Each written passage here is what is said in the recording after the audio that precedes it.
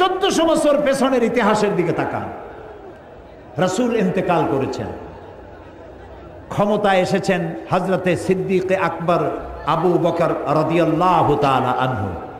প্রধান বিচারপতির দায়িত্ব দিয়েছেন ওমর ইবনুল খাত্তাব রাদিয়াল্লাহু তাআলা আনহুকে। তিনি এখন প্রধান বিচারপতি, চিফ জাস্টিস। ইতিহাস লিখছে হামাকাসা আমান কামিলান ওয়া লাম ইয়াখতাসিম ইলাইহি ইসনান। হযরত ওমরের কোর্টে পূর্ণ 1 বছর হয়ে গেছে, তিনি চিফ জাস্টিস, কিন্তু হযরত ওমরের কোর্টে কোনো মামলা দায়ের হয় নাই। এরকম পৃথিবীতে আছে নাকি কোনো কোর্ট যেখানে বছরে একটা মামলাও হয় না? বলেন, যাই দেখেন সিলেটের কোর্টে কত হাজারো মামলা জমা পড়ে আছে, একটা মামলা নাই। হযরত ওমর বলছেন মা হাজাতা বি ইনদা কওমিন মুমিনিনা ইয়া খলিফাতা রাসূলিল্লাহ সাল্লাল্লাহু আলাইহি ওয়াসাল্লাম। হে রাসূলের খলিফা আবু বকর, এই জাতির জন্য চিফ জাস্টিসের দরকার কি? তিনি প্রশ্ন করলেন তুমি এই কথা বলছো কেন?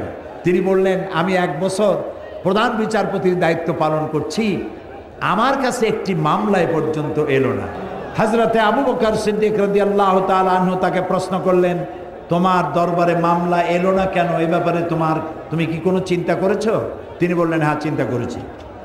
মামলা এলো না এই কারণে আপনি আমাকে যে জাতির জন্য বিচারক বানিয়েছেন সেই জাতির দিন হচ্ছে দিন হুমুন নসিহা। সে জাতির দিন হচ্ছে নসিহা, কল্যাণ কামনা করা। এই জাতির প্রত্যেকটি ফর্দ, এই জাতির প্রত্যেকটি পার্সন আর এক পার্সনের জন্য কল্যাণ কামনা করে। তো আমি যদি আপনার কল্যাণ কামনা করি তাহলে আপনি কি আমার অকল্যাণ কামনা করবেন? করবেন না। মানহাজুহুমুল কোরআন, আর এই জাতির মানহাজ, উদ্দেশ্য, লক্ষ্য, সংবিধান হচ্ছে কোরআন। ও আমালুহুম আলা আমরি বিল মারুফ ওয়া নাহয়ু আনিল মুনকার, আর এই জাতির আমলটাই হচ্ছে ভালো কাজের আদেশ দেওয়া, অন্যায় কাজ থেকে ফিরিয়ে রাখা। কুল্লু ওয়াহিদুম মিনহুম ইয়ারিফু হাদ্দাহু ফায়াকিফু ইনদা, এর প্রত্যেকটি ব্যক্তি সে তার বর্ডার চেনে এবং বর্ডারের কাছে যখন যায় তখন সে থমকে দাঁড়ায়। বর্ডার কি? জেনা করা একটা বর্ডার, জেনা একটা বর্ডার, অহংকার একটা বর্ডার, মদ একটা বর্ডার, সুদ একটা বর্ডার, গীবত একটা বর্ডার।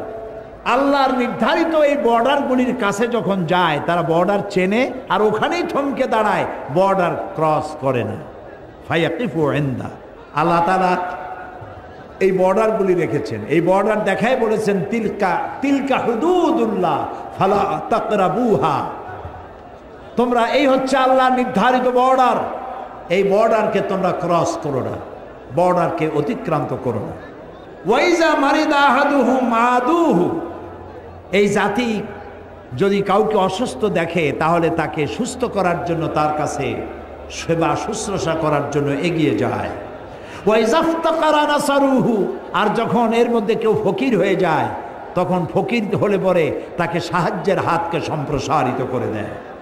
ফাফিমা হুম ইয়াখতাসিবুনা ইলাইয়া ইয়া খলিফাতা রাসূলিল্লাহ সাল্লাল্লাহু আলাইহি ওয়াসাল্লাম, এই যখন জাতির অভ্যাস তখন এই জাতির মামলা করতে আসবে কেন?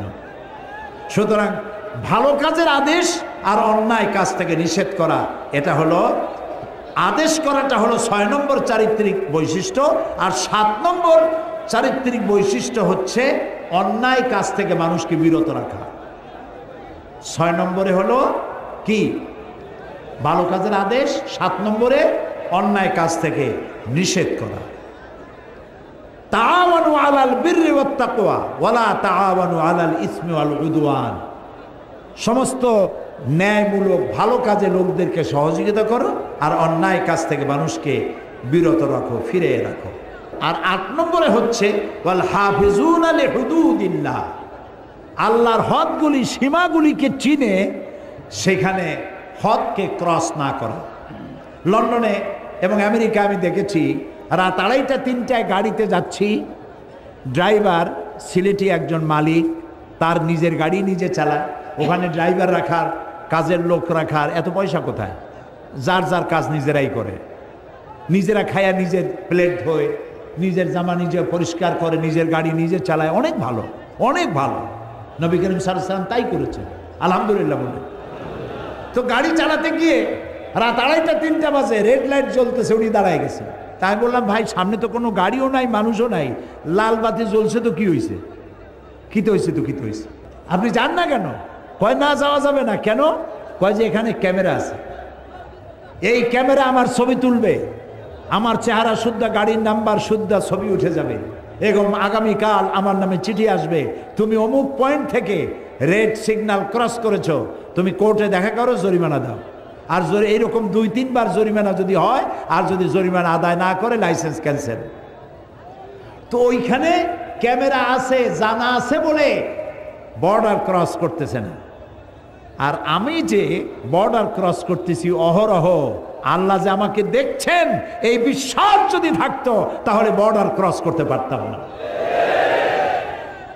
তো আমি সবর এখতিয়ার করে আল্লাহর সীমা রেখা, আল্লাহর সমস্ত সীমাগুলি যদি সংরক্ষণ করে আমরা চলতে পারি, তাহলে আল্লাহ তাআলা বলছেন অবাশশিরিল মুমিনিন, এই 8টি চারিত্রিক বৈশিষ্ট্য যারা অবলম্বন করতে পারবে তাদের জন্যই আল্লাহর পক্ষ থেকে রয়েছে শুভ সংবাদ, জান্নাতের শুভ সংবাদ। বলেন আল্লাহু আকবার, আল্লাহু আকবার, আল্লাহু আকবার। প্রিয় ভাই সব, আবার সুদিন ফিরে আসবে। অমাবস্যায় চিরকাল ঢেকে থাকে না পৃথিবী, পূর্ণিমার চাঁদ ওঠে, রাতের আধার চলে গিয়ে পূর্ব দিগন্ত থেকে সূর্য হেসে ওঠে। মেঘাচ্ছন্ন কুয়াশাচ্ছন্ন অবস্থা দিয়ে সূর্য চিরকাল ঢাকা থাকে না, সূর্য আবার জেগে ওঠে। হাজারো হাজারো ষড়যন্ত্রের মধ্য দিয়ে কোরআনের আওয়াজ বিকশিত হবে, মানুষের কানে কানে পৌঁছে যাবে, লোকেরা হেদায়েতের পথে চলে আসবে। শুরু হবে খেলাফত আলা মানহাজুল নবুয়া, রাসূলুল্লাহ যে খেলাফত রেখে গেছিলেন সেই খেলাফতের উপরেই পৃথিবী আবার প্রতিষ্ঠিত হবে ইনশাআল্লাহ। আল্লাহ তাআলা সূরা ইব্রাহিমের একটি আয়াত বলেই আমি মুনাজাতের দিকে যেতে চাই। আল্লাহ তাআলা এখানে বলছেন ওয়াকাদ মাকারু মাকরাহুম ওয়া ইনদাল্লাহি মাকরুহুম। তারা একটা চক্রান্ত করেছিল, চক্রান্তকারীরা একটা চক্রান্ত করেছিল। ওয়া ইনদাল্লাহি মাকরুহুম, আর ওরা যে চক্রান্ত করেছিল সেটা আল্লাহর কাছে লিপিবদ্ধ ছিল, আল্লাহর তা জানা ছিল। ওয়া ইন কানা মাকরুহুম লিতাজুলা মিনহুল জিবাল, আর তাদের ষড়যন্ত্র এমন ছিল যে ষড়যন্ত্রে পাহাড় টলে যেতে পারে। হে নবী, ফালা তাহসাবান্নাল্লাহা মুখলিফা ওয়াদি রুসুলা, হে নবী আপনি একথা মনে করবেন না যে আল্লাহ তার নবীদের কাছে যে ওয়াদা করেছেন সেই ওয়াদা আল্লাহ খেলাফ করবেন। চক্রান্ত ষড়যন্ত্র দেখে একথা চিন্তা করার কোনো কারণ নাই। ইন্নাল্লাহা আজিজুন যুনতিকাম, আল্লাহ তাআলা মহাপরাক্রমশালী এবং প্রচন্ড প্রতিশোধ গ্রহণকারী। ভয় পাওয়ার কোনো কারণ নাই। সিলেটের প্রাণবন্ত দামাল ছেলেরা, তোমাদের সমস্ত শরীরে যাদের রক্ত ডগবগ করে যৌবনের মুসলিম রক্ত, কোরআন সম্পর্কে ধারণা নাই, দোষ তোমার না, দোষ হচ্ছে সিস্টেম অফ এডুকেশনের, লেখাপড়ার দোষ। সিলেবাসে এখন ধর্মকে ঐচ্ছিক করতে চাচ্ছে, কত বড় কপাল পোড়া।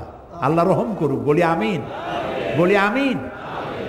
আপনার ছেলে ছোটবেলায় আলিফ যাবর আ, বা যাবর বা, তা যাবর তা এগুলি পড়তে পারবে না। ক্লাস 8-এর পরে, ক্লাস 1 থেকে 8 পর্যন্ত আলিফ বা তা সা সূরা ফাতিহা কিছুই পড়ানো হবে না। এটা থাকবে ঐচ্ছিক, অপশনাল, পড়লেও পড়তে পারেন, না পড়লেও না পড়তে পারেন। আর ক্লাস 8-এর পরে গিয়ে কি আলহামদুলিল্লাহ রাব্বিল আলামিন পড়তে ইচ্ছে করবে? আহারে, এই সর্বনাশ করবেন না, আল্লাহর হস্তে করবেন না। ছেলে মেয়েদেরকে বাল্য অবস্থা থেকে ধর্মীয় শিক্ষায় শিক্ষিত করুন, কোরআন শিখান। যুবকেরা, তোমরা মনে করেছো বিজ্ঞান অনেক বড় ব্যাপার আর ইসলাম কোরআন অনেক নিচের ব্যাপার। না, বিজ্ঞান মানে কি? বিজ্ঞান মানে হলো বিশেষ জ্ঞান, বিশেষ জ্ঞান। যেমন এই মাইক যা দিয়ে আমি কথা বলছি, এটা তৈরি হয়েছে, লোহা আছে, দস্তা আছে, প্লাস্টিক আছে, সিলভার আছে, আরো অনেক কিছু আছে। লোহা, দস্তা, সিলভার, প্লাস্টিক, এই জিনিসগুলি মূলভাবে কে তৈরি করেছেন? মাশাআল্লাহ, সবাই বুঝেছেন। তৈরি করেছে কে? আল্লাহ। বিজ্ঞান কি করেছে?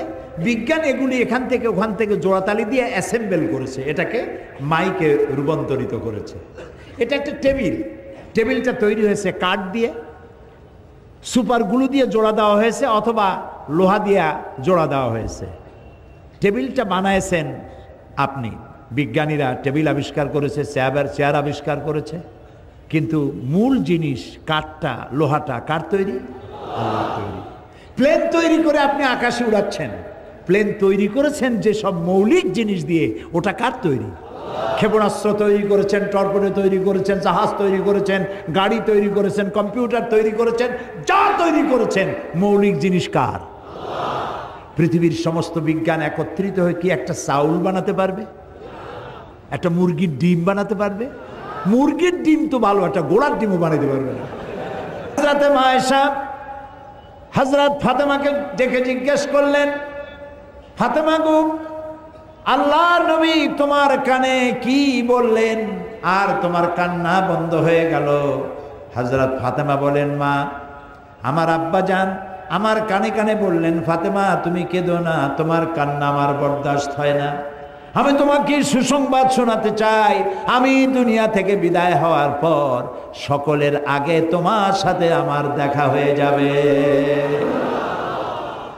এর দ্বারা হযরত ফাতেমা বুঝতে পেরেছেন রাসূল ইন্তেকালের পরে সকলের আগে হযরত ফাতেমার ইন্তেকাল হবে আর রাসূলের সঙ্গে দিদার নসিব হবে। ফজর হয়ে এলো, নবীজি বেহুশ অবস্থায় পড়ে আছেন। হযরতে জিবরিল আলাইহিস সালাম রাসূলের হুজরার ভিতরে প্রবেশ করে আল্লাহ নবীকে সালাম দিয়েছেন, আসসালামু আলাইকা ইয়া রাসূলুল্লাহ, হে আল্লাহর রাসূল, আল্লাহ পাক আপনাকে সালাম জানিয়েছেন আর জানতে চেয়েছেন আপনি কেমন আছেন। যদিও আল্লাহ সবই জানেন, আপনার মুখ থেকে জানতে চেয়েছেন আপনি কেমন আছেন। আল্লাহ নবী বলেন, জিবরাইল বড়ই কষ্টে আছি। হযরতে জিবরাইল বলেন, ইয়া রাসূলুল্লাহ, আল্লাহ রাব্বুল আলামিনের পক্ষ থেকে আজ এক নতুন ফেরেশতা আমি সাথে করে নিয়ে এসেছি, যেই ফেরেশতা পৃথিবীর কোনো মানুষের কাছে যাওয়ার জন্য, আসার জন্য অনুমতি চায় না, আজ আপনার খেদমতে আপনার কাছে আসার জন্য অনুমতি চায়। এই যে আমার পেছনে দাঁড়ানো, তার নাম মালাকুল মউত। হযরতে মালাকুল মউত রাসূলকে সালাম পেশ করে বলছেন, ইয়া রাসূলুল্লাহ, আল্লাহ রাব্বুল আলামিন তিনি আমাকে পাঠিয়েছেন আপনার জান কবজের জন্যে। আমি এই পৃথিবীতে কারো জান কবজের জন্য অনুমতি চাই নাই, আপনার কাছে অনুমতি চাওয়ার জন্য আমাকে বলা হয়েছে। নবীজি বললেন, মালাকুল মউত, আমি যদি অনুমতি না দেই? মালাকুল মউত বলছেন, ইয়া রাসূলুল্লাহ, অনুমতি যদি না পাই আমাকে ফেরত যেতে বলা হয়েছে। হযরতে জিবরাইল বলেন, ইয়া রাসূলুল্লাহ, আল্লাহ রাব্বুল আলামিন আপনার দিদারের ইন্তজার করতেছেন। আল্লাহ নবী হযরতে মালাকুল মউতকে অনুমতি দিলেন, জান কবজ শুরু হয়ে গেল। নবীজি বললেন, জীবনের শেষ কথা মুখ থেকে বেরোলো, আসসালাত আসসালাত ওয়া মা মালাকাত আইমানুকুম। আমার উম্মতেরা, জীবনের শেষ কথা তোমাদের জন্য রেখে গেলাম, নামাজ নামাজ নামাজ ছেড়ে দিও না। আল্লাহর নবী দুনিয়া থেকে চিরজনমের মতো বিদায়ের সময় মেয়ের কথা বললেন না, নাতির কথা বললেন না, জামাইয়ের কথা বললেন না, স্ত্রীর কথা বললেন না, কারো কথা বললেন না।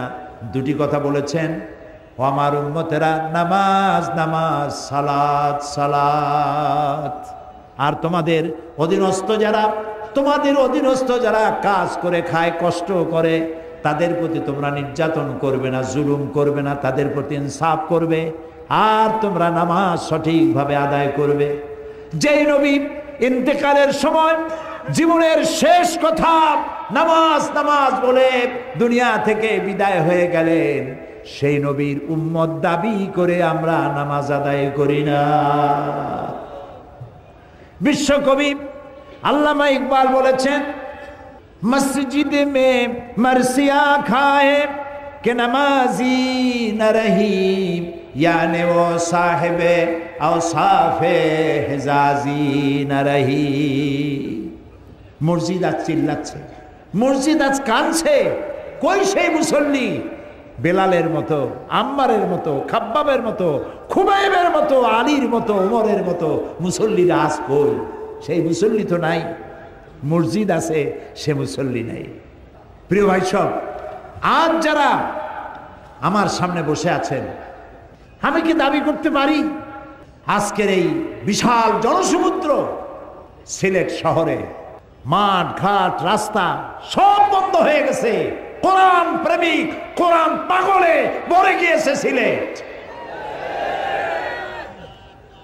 আমি কি দাবি করতে পারি যে আপনারা যারা নামাজ পড়েন না অথবা যারা পড়েন অনিয়মিত, যে রাসূল কিয়ামতে পরিচয় না দিলে সুপারিশ না করলে জান্নাতে যাইতে পারবো না, সেই রাসূলের দাবি তিনি নামাজ পড়ার জন্য বলেছেন, আল্লাহ ৮২ বার বলেছেন এই নামাজ জীবনেও ছাড়বো না, এই ওয়াদাকে আজকের মাঠে আমরা কি করতে পারি? তাহলে দুহাত উঁচু করুন, বলেন ইয়া আল্লাহ, তোমার পবিত্র নামে কোরআনের মাহফিলে শপথ করি, কসম করি, যতদিন পর্যন্ত মালাকুল মউত আমার মাথার কাছে না আসতেছে ততদিন পর্যন্ত ফরজ নামাজ, ফরজ রোজা আর ছেড়ে দেব না, আর ছেড়ে দেব না, আর ছেড়ে দেব না। এবার চিল্লায় বলেন ইয়া আল্লাহ, আমার আজকের এই শপথ, আমার আজকের এই ওয়াদা, আমার আজকের এই কসম আমার মৃত্যু পর্যন্ত আমাকে পালন করার তৌফিক দাও। আমিন আমিন আমিন ইয়া রাব্বাল আলামিন। আল্লাহ তাআলা কবুল করুন, আমরা বলি আমিন। এরপরে মুমিনের ষষ্ঠ চারিত্রিক বৈশিষ্ট্য আল আমিরুনা বিল মারুফ, আল আমিরুনা বিল মারুফ, এটা হলো ৬ নম্বর চারিত্রিক বৈশিষ্ট্য, অর্থাৎ ভালো কাজের জন্য আদেশ করা। ইয়ামুরুহুম বিল মারুফে ওয়া ইয়ানহাহুম আনিল মুনকার। সমস্ত নবীদের দায়িত্ব ছিল ভালো কাজের আদেশ করবেন, অন্যায় কাজে মানুষকে প্রতিবন্ধকতার সৃষ্টি করবেন। এটা হলো রাসূলের দায়িত্ব। আল্লাহ তাআলা বলছেন এটা উম্মতের দায়িত্ব। কুনতুম খায়রা উম্মাতিন উখরিজাত লিন-নাসি তা'মুরুনা বিল মা'রুফি ওয়া তানহাউনা আনিল মুনকার। কুনতুম খায়রা উম্মাতিন, তোমরা শ্রেষ্ঠ জাতি। কে বলতেছেন? বলেন সবাই। কাদেরকে বলতেছেন? আমাদেরকে। বলেন কাদেরকে? এই মুসলিম মিল্লাতকে আল্লাহ বলছেন তোমরা শ্রেষ্ঠ জাতি। আহারে, আল্লাহ বললেন শ্রেষ্ঠ জাতি, আর আমি হইলাম দুনিয়ার মধ্যে সব থেকে কপাল পোড়া জাতি, ঠিক না? আজকে পৃথিবীতে সব থেকে লাঞ্ছিত, বঞ্চিত, নিগৃহীত, হোমলেস, স্টেটলেস, সম্মান নাই, মর্যাদা নাই কোন জাতি? এই মুসলমান। অথচ আল্লাহ বলছেন কুনতুম খায়রা উম্মাতিন উখরিজাত লিন-নাস, তোমাদেরকে আমি পৃথিবীতে প্রেরণ করেছি শ্রেষ্ঠ জাতি। তোমরা খায়রে উমাম এবং ইমামে আকওয়াম, শ্রেষ্ঠ জাতি এবং জাতি সমূহের নেতা তোমরা। সুবহানাল্লাহ বলে, আলহামদুলিল্লাহ বলে। তোমাদের দায়িত্ব মানুষকে ভালো কাজের আদেশ দেবে, অন্যায় কাজ থেকে ফিরিয়ে রাখবে। আমরা কি তা করি? আপনার চোখের সামনে একটা যুবক ছেলে সোনার চেন পরেছে গলায়, এই চরম শীতের দিনেও সামনের ৩-৪টা বোতাম খুলে রাখে যাতে লোকেরা বোঝে উনি একটা কিছু ঝুলাইছে। এটা যখন আপনি দেখেন, আপনি কি তাকে নিষেধ করেন যে বাবা এই সোনাটা তোমার জন্য নয়, পুরুষের জন্য এক রত্তি সোনাও হারাম? তুমি তো সোনার চেন পরো নাই, তুমি জাহান্নামের আগুনের শিকল পরেছ। এই চেনটা খুলে তোমার মাকে দিয়ে দাও, বউ থাকলে বউরে দিয়ে দাও, বোন থাকলে বোনেরে দাও, কেউরে না দাও বাক্সের মধ্যে থুয়ে দাও, যেদিন বউ পাইবা সেই দিন বউয়ের গলায় ঝুলাই দিও। যুবকেরা এখন কানে দুল পরে, দেখছেন না? কানে দুল পরে। আমি লন্ডনে দেখেছি কানে দুল, নাকে ফুল, জিব্বার মধ্যে রিং পড়ছে। কত বড় শয়তান! আমি চিন্তা করছি জিব্বায় রিং পড়ছে, ও খায় কেমনে? মাথায় কত কায়দার যে চুল, জেল মাইখা সব খাড়া করে তৈরি করে। এরপরে আবার কেউ চতুর্দিক দিয়ে কামায়া মাথার উপরে তালপট্টির দ্বীপের মতো রাখে।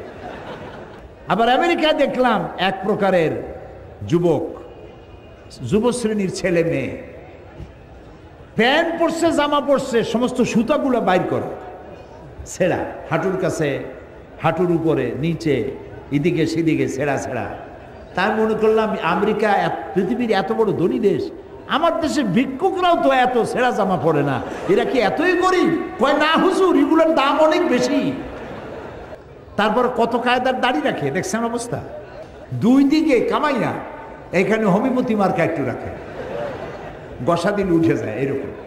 আবার এখান থেকে মোষের সাথে একটা দাগ দিয়ে রাখে এখানে। আবার কেউ বা মাঝখান দিয়ে কামাইয়া দুই দিকে রাখে। আবার কেউ মোষটা এত ঘন করে ঠোঁটের উপরে দিয়া, এমনভাবে মোষ ঘন এবং ঢাকা মুখ, 5 ব্যাটারির টর্চ লাইট মারিয়া খোঁজ করে পাওয়া যাবে না যে লোকটা হাসে না কান্দে। আল-আমিরুনা বিল মারুফ, ভালো কাজের আদেশ করেন, অন্যায় কাজ থেকে ফিরাবার চেষ্টা করেন। একটা মানুষও যদি ভালো বানাইতে পারেন, কিয়ামতের দিন হতে পারে এটা আপনার জান্নাতে যাওয়ার জরিয়া হয়ে যাবে। একটা মানুষ। নূহ আলাইহিস সালাম আল্লাহর পয়গম্বর, কত বছর বেঁচে ছিলেন? আলফা সানা ইল্লা 50, 50 বছর কম 1000 বছর, কত হয় তাহলে? 950 বছর বেঁচে থেকে হেদায়েত করতে পেরেছিলেন মাত্র 40 জন অথবা 80 জন। অথচ উম্মতে মুহাম্মাদি সাল্লাল্লাহু আলাইহি ওয়াসাল্লাম, রাসূলের উম্মতের হাতে হাজার হাজার অমুসলিম ইসলাম কবুল করতেছে, বেনামাজি নামাজি হচ্ছে। আল্লাহু আকবার। তো আপনার কথায় যদি একটা লোক ভালো হয়, আপনি কত সওয়াব পাবেন চিন্তা করেন। তো কাজটা হচ্ছে নবীর, কাজটা হচ্ছে উম্মতের। এখন এই কাজটা হচ্ছে প্রত্যেকটি মুমিন, পুরুষ আর নারী। আল মুমিনুনা ওয়াল মুমিনাতু বা'দুহুম আউলিয়াউ বা'দ ইয়া'মুরুনা বিল মা'রুফি ওয়া ইয়ানহাউনা আনিল মুনকার। মুমিন পুরুষ আর মুমিন নারী, তারা হলো পরস্পর পরস্পরের বন্ধু। সুবহানাল্লাহ। মুমিন পুরুষ আর মুমিন নারী পরস্পর পরস্পরের বন্ধু। তাদের কাজ কি? ইয়ামুরুনা বিল মারুফ, মানুষকে শুধু ভালো কাজ, সুন্দর সুন্দর কাজ করার জন্য তাদেরকে উৎসাহিত করবে, আর অন্যায় কাজ যত আছে সবগুলিকে বাধা দিয়া অন্যায় থেকে মানুষকে ফিরাবে। এটা হলো উম্মতের কাজ, জাতির কাজ। আল্লাহ তাআলা বলছেন কাজটার এতই গুরুত্ব, নবী করবে, উম্মতে করবে, প্রত্যেক মোমেন মোমেনাত করবে, তারপরে এটা দলেরও কাজ। ওয়ালতাকুম মিনকুম উম্মাতুন ইয়াদউনা ইলাল খায়র, প্রত্যেকটি এমন একটা দল থাকতেই হবে তোমাদের মধ্যে, যে দলটির কাজ হবে মানুষকে ওই আমরুনা বিল মারুফ ওয়া ইয়ানহাউনা আনিল মুনকার, মানুষকে ভালো কাজের আদেশ করবে, অন্যায় কাজ থেকে ফিরিয়ে রাখবে। উলাইকা হুমুল মুফলিহুন, এরাই সফল কাম হবে। সুবহানাল্লাহ, এরাই সফল হবে। এরপর আল্লাহ তাআলা বলছেন কাজটা শুধুমাত্র রসুলের নয়, শুধুমাত্র উম্মতের নয়, শুধুমাত্র মোমেন মোমেনাতের নয়, শুধুমাত্র দলের নয়, কাজটা রাষ্ট্রেরও। ওই যে সূরা হজের আয়াত আগেই পড়েছি, ওইখানে এ পয়েন্টও আছে, আল্লাযীনা মাক্কান্নাহুম ফিল আরদ আকামুস সালাত ওয়া আতাউজ যাকাত ওয়া আমারু বিল মারুফ ওয়া নাহাউ আনিল মুনকার। রাষ্ট্রের কাজ হলো নামাজ প্রতিষ্ঠা করবে, যাকাত আদায় করবে। যাকাত কে আদায় করবে? রাষ্ট্র। রাষ্ট্র যাকাত আদায় করতে পারবে ওই সরকার, যাকাত আদায় করতে পারবে যে সরকার নামাজ প্রতিষ্ঠা করবে। নামাজ প্রতিষ্ঠা করবেন না আর যাকাত আদায় করবেন, সুবিধাবাদ জিন্দাবাদ, এইটা ইসলামে নাই। 4টা কাজ 4টা কাজের 3টা করবেন, আপনি যাকাত আদায় করার অধিকার রাখেন সরকার। আর 4 কাজের 3 কাজ করবেন না, শুধু পয়সা কামাই করবেন যাকাতের নামে, আর এগুলা কি দিয়ে কি করবেন কোনো হিসাব থাকবে না, এটা চলবে না। রাষ্ট্রের কাজ হলো 1 নম্বর কাজ, নামাজ আদায় করবে, নামাজ প্রতিষ্ঠা করবে, যাকাত আদায় করবে। যাকাত আদায় করলে কি হবে? জাকাত আদায় করলে এনজিওরা যে কামটা করতেছে সর্বনাশ, এই সর্বনাশটা এনজিওরা করার সুযোগ পাবে না। এনজিওরা কি সর্বনাশ করে? এনজিওরা সর্বনাশ করে সমস্ত ব্যাংক তার সুদের রেশিও হচ্ছে, প্রফিটের রেশিও হচ্ছে 15 থেকে 17%, আর সমস্ত এনজিওদের সুদের পার্সেন্টেজ হচ্ছে 35 থেকে 45%। আপনি যদি 1000 টাকা নেন, আপনার নামে 850 টাকা আপনাকে দিবে, 150 টাকা সার্ভিস চার্জ আগেই রেখে দেবে, লেখা হবে 1000 টাকা দেওয়া হয়েছে। আর কিস্তি পরিশোধ করতে হবে প্রতি সপ্তাহে সপ্তাহে, দিতে দিতে কয়েক হাজার দেওয়ার পরেও ওই প্রথম 1000 টাকা শেষ হবে না। এনজিওরা সুযোগ নিয়েছে জাকাত আদায় করেন না বলে, এই সুযোগটা তারা নিয়েছে। আর যদি গভর্নমেন্ট জাকাত আদায় করে, আমরা একটা জরিপ চালাইছি, একটা জরিপের মাধ্যমে জানতে পেরেছি বর্তমান বাংলাদেশে যদি জাকাত গভর্নমেন্ট আদায় করে তাহলে মিনিমাম 12,000 কোটি টাকা প্রতি বছর জাকাত আদায় হতে পারে। 12,000 কোটি টাকা। আর রয়েছে ওয়াকফ স্টেট। ওয়াকফ স্টেটের নামে লক্ষ লক্ষ একর জমিন, ভ্যালুয়েবল জমিন ভোগ করতেছে মুতাওয়াল্লিরা বিভিন্ন জায়গায়, বাপের নামে, দাদার নামে, নিজের নামে ভোগ করতেছে, অথচ এটা অক্ষ করে এটা রাষ্ট্রে।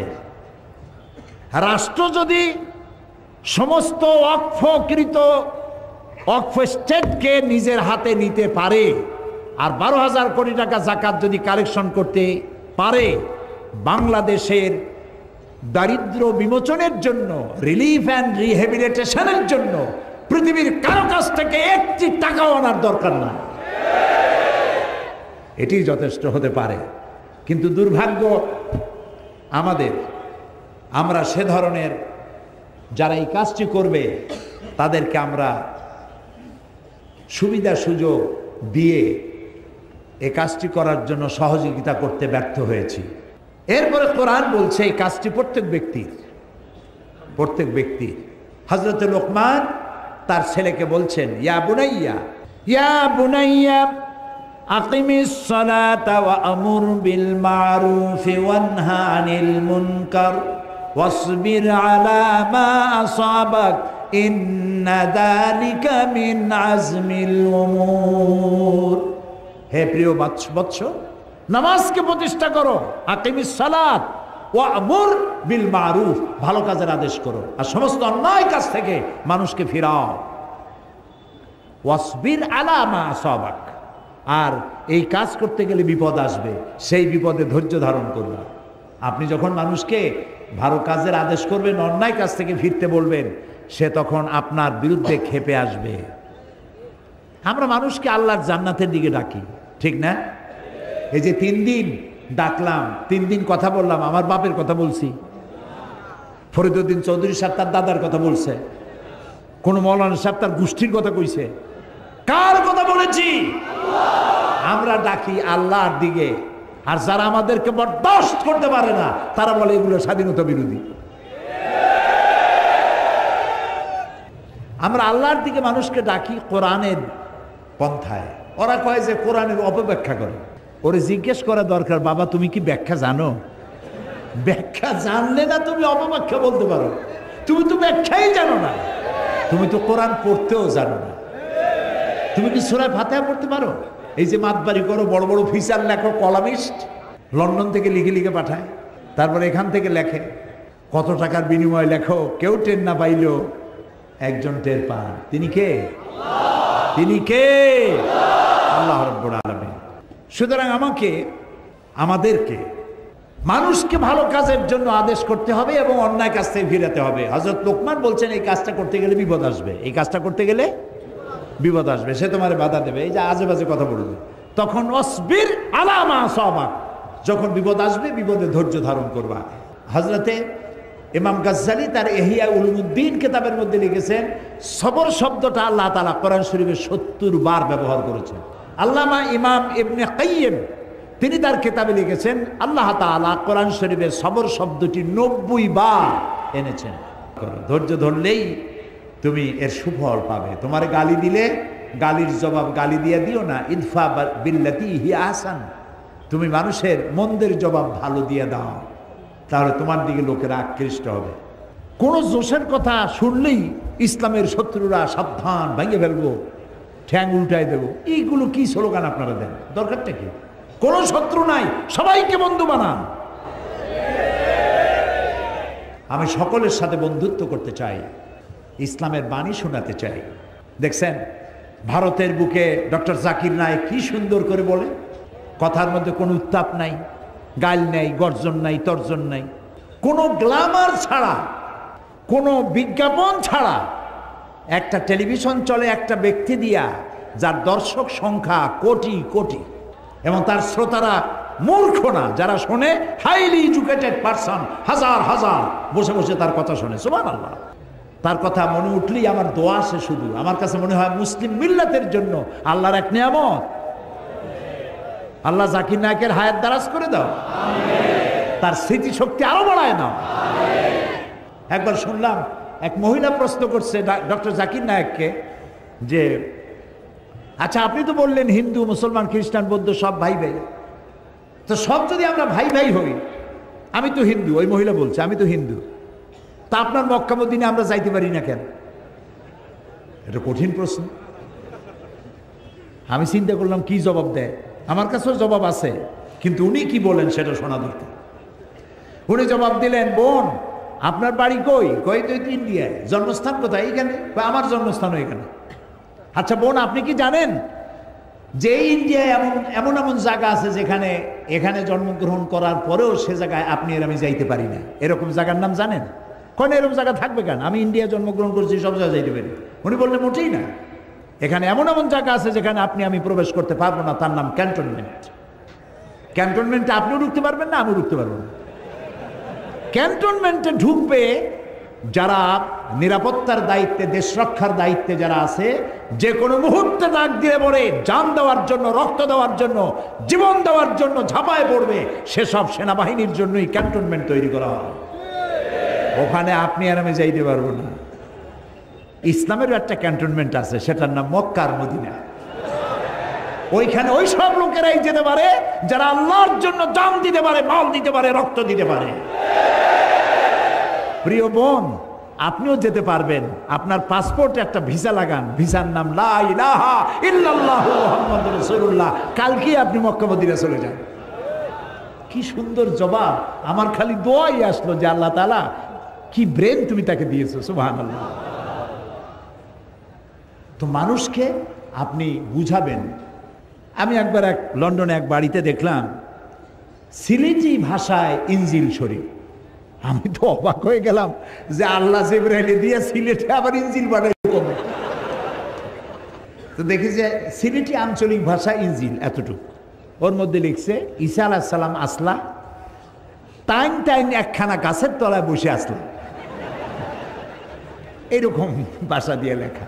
তা আমি তার বললাম এটা কি আপনি কিনছেন? কয় না, একজন খ্রিস্টান আমার প্রতিবেশী দিয়ে গেছে। তা আপনি এখানে কত বছর আছেন?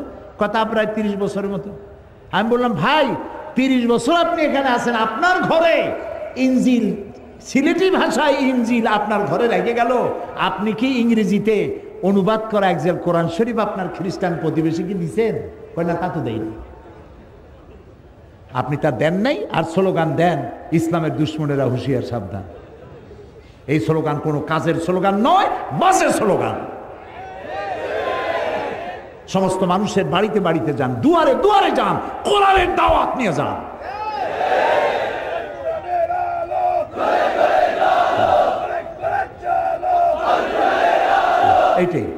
এইটাই স্লোগান, এটাই গ্রহণযোগ্য স্লোগান। কোরআন শরীফ বাংলায় ছাপা কোরআন শরীফ। বললাম এটা কি আপনি কিনছেন? কয় না, একজন খ্রিস্টান আমার প্রতিবেশী দিয়ে গেছে। তা আপনি এখানে কত বছর আছেন? কথা প্রায় 30 বছরের মতো।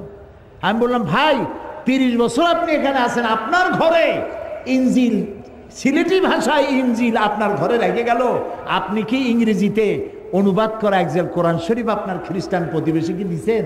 কয় না, তা তো দেয়নি। আপনি তা দেন নাই, আর স্লোগান দেন ইসলামের দুশ্মনেরা হুঁশিয়ার সাবধান। এই স্লোগান কোনো কাজের স্লোগান নয়, বাসের স্লোগান। সমস্ত মানুষের বাড়িতে বাড়িতে যান, দুয়ারে দুয়ারে যান, কোরআনের দাওয়াত নিয়ে যান।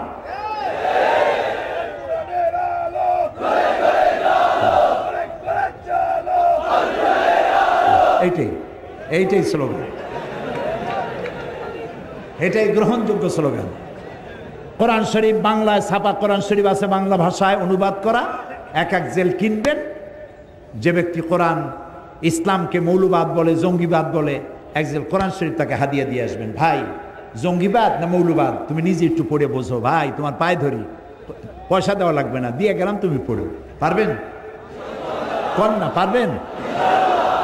নামাজের হাকিকত, রোজার হাকিকত, ইমানের হাকিকত, ইসলাম পরিচিতি, সত্যের সাক্ষ্য, বুনিয়াদী শিক্ষা, একমাত্র ধর্ম, ভাঙ্গা গড়া, এই ছোট্ট ছোট্ট বই, এক একটা বই এক একটা বিপ্লব সৃষ্টি করে দিতে পারে। এইসব বইগুলি কেনেন, মানুষকে হাদিয়া দেন। বই চাইতে উত্তম হাদিয়া পৃথিবীতে আর কিছু নাই। যত গল্প গুজবের বই, এই যে 21শে ফেব্রুয়ারি বই মেলা, খারাপ না, বাংলা ভাষার চর্চা হচ্ছে। বাংলা ভাষা আমার মায়ের ভাষা, আর ভাষা হচ্ছে নিয়ামত। ওমিন আয়াতিহি ইখতিলাফে আলসিনাতিকুম ওয়া আলওয়ানুকুম। আল্লাহ তাআলার নিদর্শনাবলীর মধ্যে এটাও নিদর্শন যে তিনি অনেক ভাষার সৃষ্টি করেছেন, অনেক রঙের মানুষও সৃষ্টি করেছেন। সৈয়দ মুজতবা আলী, বাড়ি বোধহয় মৌলভীবাজার, মৌলভীবাজারে মারা গেছেন। খুব সুন্দর সুন্দর বই লিখে গেছেন তিনি লিখছেন বাংলা ভাষার জন্ম হয়েছে নদিয়া শান্তিপুরে, চট্টগ্রামে বাংলা ভাষা ইন্তেকাল ফরমাইয়েছে, কুলখানি হয়েছে নোয়াখালীতে, 40 হয়েছে সিলেটে। রাগ করতেছেন না তো? আপনাদের লোকেরা লিখছে, আমি লিখি না, সৈয়দ মুজতবা আলীর লেখা। বাংলা ভাষা আমার মায়ের ভাষা, আমি গর্ব করতে পারি আমার ভাষা পৃথিবীর আরবির পরেই আমার কাছে সব থেকে বেশি মর্যাদার ভাষা আমার মায়ের ভাষা, বাংলা ভাষা। 21শে ফেব্রুয়ারি উপলক্ষে বইমেলা হয়েছে। কয়টা ইসলামী দোকান সেখানে জায়গা পেয়েছে আমি জানি না। সমস্ত গল্পের বই আছে, নাটকের বই আছে। গল্প আর নাটক কি শিখায়? রাজার মেয়ের সাথে কোতোয়ালের ছেলের বন্ধুত্ব হলো, প্রেম, গভীর প্রেম, গাঢ়। এই প্রেমে দুজন পাগল, রাত নাই দিন নাই, তারা 10 দিগন্তে দিল উড়াল। তারপরে কি হলো, তারপরে কি হলো, তারপরে কি হলো, তারপরে কিছুই হলো না, বই শেষ হয়ে গেল। লা হাওলা ওয়ালা কুওয়াতা ইল্লা বিল্লাহ। এই বই পড়িয়া কি লাভ আপনি বলেন আমাকে? কি লাভ? কি শিখলেন? তারপরে কবিতার বই। আগে তো কবিতা ছিল, কি সুন্দর সুন্দর কবিতা ছিল। মসজিদেরই পাশে আমার কবর দিও ভাই, যেন সকাল সন্ধে মুয়াজ্জিনের আজান শুনতে পাই। রবীন্দ্রনাথের 2 বিঘা কবিতা পড়ে আমি ছোটবেলায় কেঁদেছি। 2 বিঘা জমিন, এত সুন্দর কবিতা আমার মনে নেই এখন, আমি পড়ে কাঁদছি। তার কাবুলিওয়ালা গল্প পড়ে কাঁদছি। বাংলা ভাষার এগুলি শ্রেষ্ঠ সম্পদ, এগুলির মধ্যে শেখার আছে। এই কবিতার ছন্দ ছিল, তাল ছিল। এখনকার কবিতা কি? এগুলো কবিতা না বলে কবিতা বলা যায়। গদ্যের গ আর কবিতার বিতা, দুইটা মিলে কবিতা, তো কবিতা হয়ে গেছে। কিরকম? সিলেট দিয়া মাজার জিয়ারতে চললাম, শকুন আর কাকেরা তখন মৌলভীবাজার দিয়া সুনামগঞ্জ যাচ্ছিল, আর লন্ডনে তখন তুষারপাত হচ্ছিল -6। এই কবিতার আগাও নাই, মাথাও নাই। এইসব বই বিক্রি হচ্ছে, দেধারসে বিক্রি হচ্ছে। প্রিয় ভাই সব, কোরআন পড়েন, হাদিস পড়েন, ইসলামী সাহিত্য পড়েন, ইতিহাস পড়েন, ভূগোল পড়েন, বিজ্ঞান পড়েন, জ্ঞানকে সমৃদ্ধ করেন। গল্প নাটক আপনাকে কিচ্ছু শেখাবে না, আপনাকে শেখাবে ইতিহাস, শেখাবে ভূগোল, শেখাবে সংস্কৃতি, শেখাবে আপনাকে নতুন প্রযুক্তি, শেখাবে কম্পিউটার, ইমেইল, ইন্টারনেট, ওয়েবসাইট। এগুলি আপনাকে শেখাবে, শিক্ষা দেবে গোটা দুনিয়া। আনলিমিটেড পেজ খুঁজে পাবেন। মাসলা মাসাইলের ব্যাপারে কিছু তালাশ করবেন, বাটন টিপবেন, হাজার হাজার মাসলা বেরিয়ে আসবে, আয়াত আসবে, হাদিস আসবে। শিখতে থাকেন, কোরআন শেখেন, হাদিস শেখেন। এই জন্য বলছিলাম যে যখনই আপনি মানুষকে দিনের এসব দাওয়াত দিবেন, তখন আপনার বিরুদ্ধে কিছু কথাবার্তা উঠবে। যত কথা উঠুক, আপনি সে কথায় কান দিবেন না, আপনি সবর ইখতিয়ার করবেন। কি করবেন বলেন? সবর। আমার কোনো শত্রু নাই, সবাই আমার বন্ধু হবে। আলহামদুলিল্লাহ বলেন। আমি কারো সাথে শত্রুতা করতে চাই না, সকলকেই বন্ধুত্বের হাত বিস্তার করে দিতে চাই। যুবকেরা, তরুণেরা, ইসলাম তোমাদের শ্রেষ্ঠ আশ্রয়স্থল। ইসলাম তোমার চরিত্র গড়ে দিতে চায়। ইসলাম তোমার সুন্দর ভবিষ্যৎ বিনির্মাণ করতে চায়। ইসলাম তোমাকে পৃথিবীতে প্রতিষ্ঠিত করতে চায়। কিয়ামতের দিন তোমাকে দিয়ে আল্লাহ তাআলা তার জান্নাত ভরে দিতে চান। ফিরে এসো যুবকেরা, তরুণেরা, ফিরে এসো। এক বাঘ ছিল ক্ষুধার্ত। ক্ষুধার্ত বাঘ অনেক দিন ক্ষুধা, খাবার কিছু পায় নাই। হঠাৎ করে দেখলো ভেড়ার একটা পাল। একটা ভেড়াকে টার্গেট করে বাঘ ছুটতে যাবে, তখন দেখলো ভেড়ার পালের মধ্যে একটা বাঘের বাচ্চা ভ্যা ভ্যা করে সেও দৌড়াচ্ছে। বাঘ চিন্তা করলো, আমার স্বগোত্রীয় বাঘের বাচ্চা ভেড়ার সাথে দৌড়ায়, এ কি আশ্চর্য কথা। ওর ক্ষুধা টুধা মিটে গেছে। ভেড়ারে টার্গেট বাদ দিয়া বাঘের বাচ্চারে টার্গেট করছে। দৌড়াই গিয়ে ওরে ধরছে, চাপিয়া ধরে কামড়াইয়া নিয়ে আসছে জঙ্গলের মধ্যে। বাঘে, বিড়ালে, শিয়ালে তার বাচ্চা কামড়ায় আনে, দেখছেন না? ও তো কোলে নিতে পারে না, কামড়ায় আনে। তো কামড়ায় যে দাঁত বসায় না, ওইভাবে আদর করে নিয়ে আসছে। আসিয়া বলতেছে, এই তুই ভেড়ার দলে গেছিস কেন? তুই তো আমার বাচ্চা, আমার বাঘের বাচ্চা, তুই ভেড়ার দলে কেন? কয় না, আমি তো ভেড়া। কয় না, তুই ভেড়া না, তুই বাঘ। কয় হ্যাঁ, আমি তো ভেড়া। মানে ছোট্ট অবস্থায় এর একজন লোক শিকার করতে গিয়ে পাইছিল, আনিয়া ভেড়ার মধ্যে প্রতিপালন করেছে। ভেড়ার দুধ খাইয়া বড় হয়েছে। ভেড়ার গুতা খায় আর বলে যে আল্লাহ এত গুতা খাই আমি। ও যে বাঘ তা তো বোঝে না, ওরে বিশ্বাসই করাতে পারতেছে না বাঘ যে তুই বাঘ। সে কয় না, আমি ভেড়া। আচ্ছা, এরপর একটা কুয়ার কাছে নিছে, যাইয়া কুয়ার কাছে গিয়ে বলে, আচ্ছা টাকা তো পানির দিকে তাকা। তো তাকাইছে, কেউ দেখতো তো আমার ছবি আর তোর ছবি পড়ছে না পানির মধ্যে? তা তো পড়ছে। দাঁতগুলো বাইর কর, তোর দাঁত আর আমার দাঁত ধারালা দাঁত কিনা? কয় তা তো ধারালা দাঁত। আমার চোখ আর তোর চোখ দুটো বড় কিনা? বলে তা তো বড়। আমার গা যেমন হলুদ আর কালো ডোরা ডোরা আছে, তোর গা আছে না ওরকম বাংলা লিঙ্কের মতো গা আছে। তোর নখর বাইর কর, এই ভাবার মধ্যে নখ আছে, বাইর কর। তো বাইর করলো, তো দেখলো যে হ্যাঁ তার মধ্যে আমার মধ্যেও তো নখ আছে। তুই ভেড়া না, এখন বুঝছিস তুই বাঘ। তুই ভেড়ার গুতা খাস কেন? তুই হুঙ্কার মার, ভেড়ার পাল দৌড়াইয়ে চলে যাবে। আমি আজ সিলেটের যুবক মুসলমানদেরকে বলতে চাই, তুমি ভেড়ার বাচ্চা নও, তুমি সিংহের বাচ্চা, খালিদ বিন ওলীদের সন্তান, তুমি শাহজালালের সন্তান, তুমি শাহ মখদুমের সন্তান।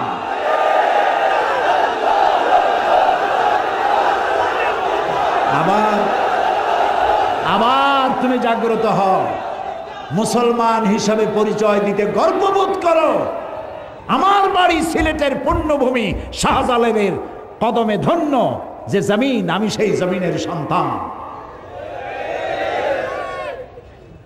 এই শুকর আদায় করে মাথা উঁচু করে দাঁড়াও, তোমাদেরকে কেউ দখল করতে পারবে না। 50,000 60,000 লোক বঙ্গভূমি দাবি করে সীমান্ত এলাকায় এসে বাংলাদেশের ছাতাও করতে পারবে না। সেজন্য তৈরি হতে হবে, প্রস্তুত থাকতে হবে। মুসলমান হও, ওয়ালা তাহিনু ওয়ালা তাহজানু ওয়া আনতুমুল আ'লাউনা ইন কুনতুম মুমিনিন। তুমি যদি মুমিন হও, তোমার কোনো ভয় নাই, ডর নাই, চিন্তা নাই, বিজয় তোমার জন্য অপেক্ষা করছে। সুবহানাল্লাহ। কার ওয়াদা? আল্লাহর ওয়াদা। কার ওয়াদা? আরো জোরে বলো। আল্লাহর ওয়াদা কি মিছা হয়? কখনো নয়। প্রিয় ভাই সব, এই যে আল-আমিরুনা বিল মারুফ, নেক কাজের আদেশ, আপনি যত দিবেন এর সুফলটা কি? এর সুফল হাতে হাতে দেখায় দিই। মানুষ দেখতে পারলে আর শুনতে চায় না। আপনারা দেখতে চান? দেখতে চান?